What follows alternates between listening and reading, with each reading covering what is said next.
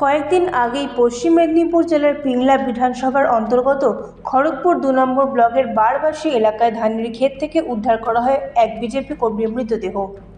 এই ঘটনায় এলাকায় চাঞ্চল্য ছড়িয়েছিল। বিজেপি সরাসরি অভিযোগ তুলেছিল তৃণমূলের বিরুদ্ধে। এই নিয়ে রাজ্য রাজনীতি তোলপাড় হয়েছে। আজ সোমবার মৃত বিজেপি কর্মীর পরিবারের সঙ্গে দেখা করতে গিয়েছিলেন রাজ্যপাল। দেখা করার পরই তৃণমূল কংগ্রেস এক সাংবাদিক বৈঠক করে। সেখানে তৃণমূল নেতৃত্ব জানিয়েছেন বিজেপি মৃতদেহ নিয়ে রাজনীতি করছে। তাদের অভিযোগ যে একজন সাংবিধানিক শীর্ষের ব্যক্তি বিজেপির লোককে কি করে সঙ্গে রাখতে পারেন। আমরা এর প্রতিবাদ জানাচ্ছি। 23শে মার্চ বারাবাসীতে একটা ঘটনা ঘটে। আর শান্তনু ঘোড়াইয়ের মৃতদেহ পাওয়া যায় ধানক্ষেত থেকে। সেই মৃতদেহটাকে নিয়ে যেভাবে বিজেপি একটা রাজনীতি করছে, যে কোনো মৃত্যুই দুর্ভাগ্যজনক। আমরা তার পরিবারকেও সমবেদনা জানাই এবং যেভাবে একটা মিথ্যাচার হিরণ গতবারে বলে গিয়েছে আমার নামে প্রধান হিসাবে, এবং আমাদের নম্র ভদ্র লোকসভার প্রার্থী দীপক অধিকারী তার নামে কুরুচিকর মন্তব্য বলেছে।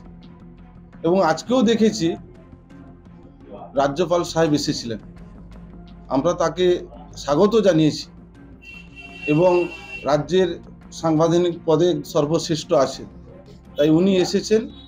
আমরা এই অঞ্চলের পক্ষ থেকে তাকে ধন্যবাদও জ্ঞাপন করছি।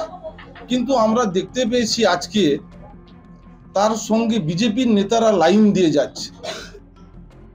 এই এলাকার বাইরে থেকে কিছু বিজেপির নেতারা সকাল থেকে এখানে এসে জমায়েত, এবং রাজ্যপালের পিছনে এবং সাংবাদিক সম্মেলনের কাছে আমরা দেখেছি যেখানে বিজেপির নেতারা দাঁড়িয়ে আছে। যে মৃতদেহকে নিয়ে যে রাজনীতি বিজেপির, এইটার জন্যই আমরা ধিক্কার জানাচ্ছি। কারণ আমাদের শান্ত এলাকা, আমরা সবসময় বলেছি আমরা এই অঞ্চল গত পঞ্চায়েত নির্বাচনে 15টা প্রার্থীর মধ্যে 14টা জিতেছে এবং সমস্ত পঞ্চায়েত বিপুল ভোটে জিতেছে। এবং এই শান্ত এলাকাকে অশান্ত করার চেষ্টা করছে বিজেপি। এবং আমাদের এলাকার উন্নয়ন বা এলাকার সার্বিকভাবে এই অঞ্চলের উন্নয়ন আমরা মানুষের কাছে কাছে দুয়ারে দুয়ারে মমতা বন্দ্যোপাধ্যায়, বাংলার অভিষেক বন্দ্যোপাধ্যায় আমাদের সাধারণ সম্পাদক যেভাবে আমাদের তৃণমূল কংগ্রেসের কর্মীদের সেই শিক্ষা দেয়নি।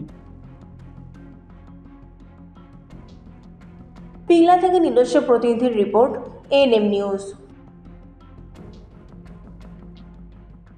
আরও খবরের আপডেট পেতে সাবস্ক্রাইব করুন আমাদের ইউটিউব চ্যানেলটি আর বেল আইকনে ক্লিক করুন নোটিফিকেশনস পেতে।